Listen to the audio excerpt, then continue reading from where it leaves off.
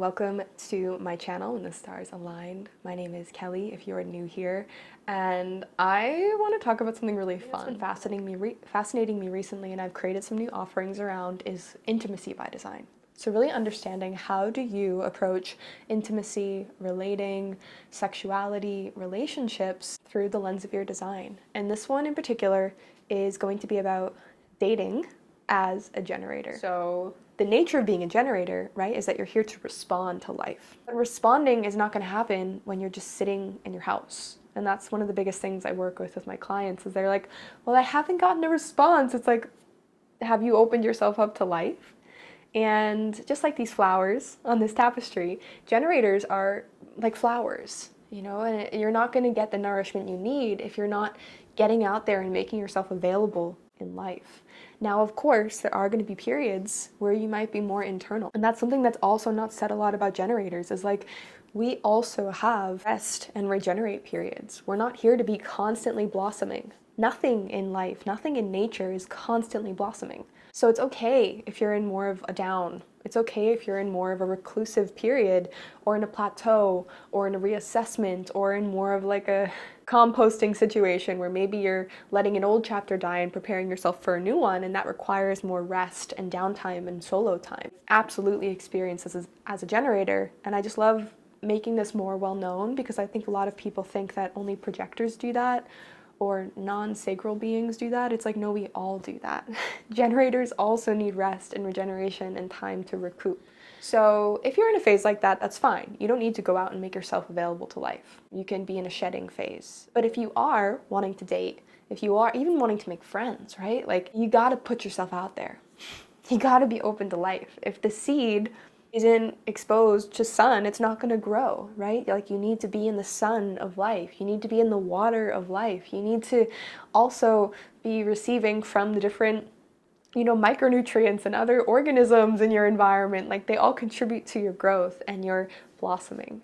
I like to use the example of nature because I think it's the most accurate example for the generator type. It's like we're literally so directly reflective of nature's cyclical process. So dating as a generator, I will make a side note here that if you have emotional authority, you're going to need to slow this down a little bit because the emotional authority is like a red light. It's like you're always starting at a red light, so you're going to need a little more time to feel things out.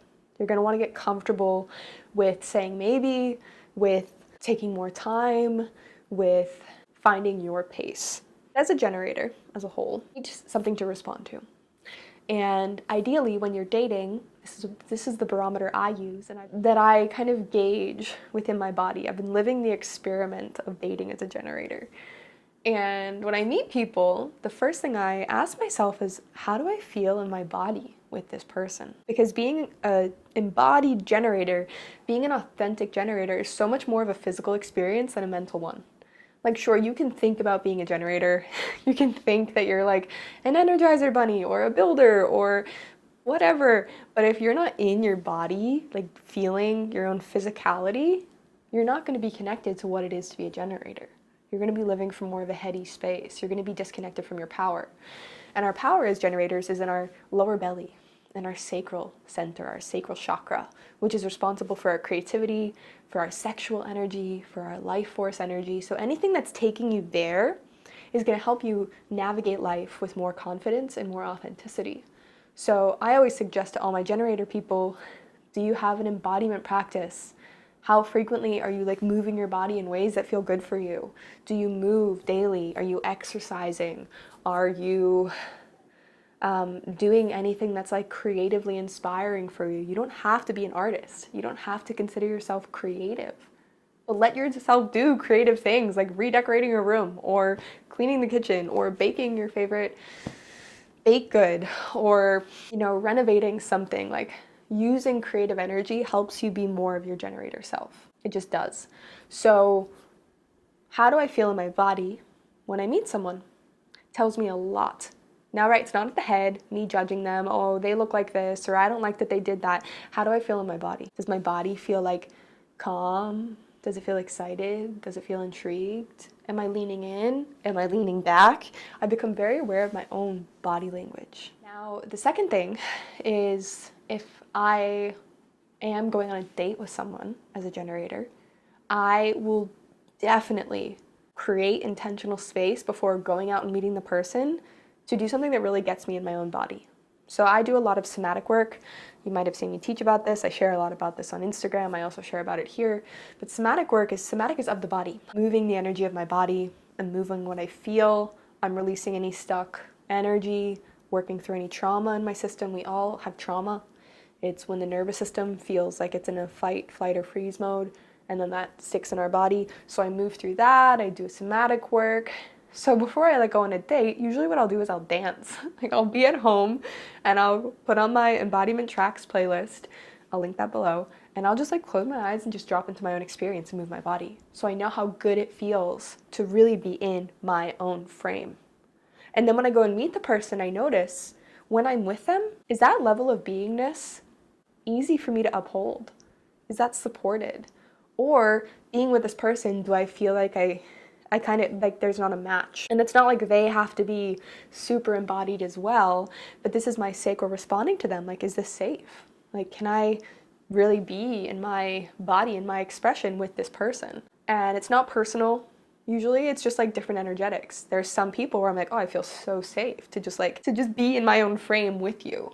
And then I notice there's some people, and it's hard for me to even compute why. My sacral's just telling me, oh, I kind of can't be as here with this person. There's a frag in our physical communication, in our body language, in our chemistry, that we're just not matching and meeting each other. I can't be in my state when I'm with this person. And it's not personal, it could just be an energetic. So that's definitely something I look for. Dating as a generator is, right, we have to take the responsibility within ourselves first, because it's easy, right, to just blame someone else. Let's say you've had a crazy day at work and you just go and meet someone and you don't feel good with them, but you're not taking personal responsibility. How did you show up to that date? How did you show up to that encounter? Were you creating a safe space within yourself? Were you getting physically in touch with yourself? As a generator, you want to take that responsibility and be in sovereign ownership of what am I bringing to the table? Is it authentic? Am I in my physical frame? Am I in touch with my generator essence? Am I in my body? And it doesn't only mean you have to be happy. You could be present to the fact that you're feeling a little bit more low energy, but you just hold that in your frame.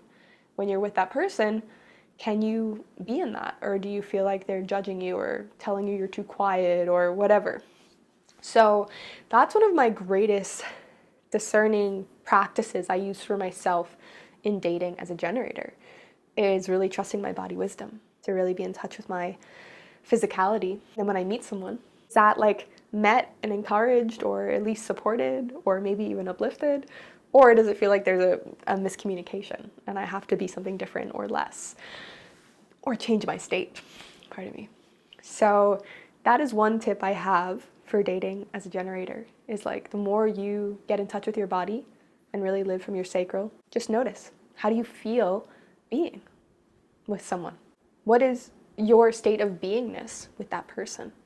And I believe that's going to show you a lot more than your head or even your eyes sometimes, right? I know there's been people where on first glance I was oh, I don't really know. But then being with them, I just felt so good in my body. And I felt my energy opening, or the state of my energy was just met and reciprocated and honored. So I am leading a masterclass, and I also have a new offering. So there's two ways if you want to explore more of this realm.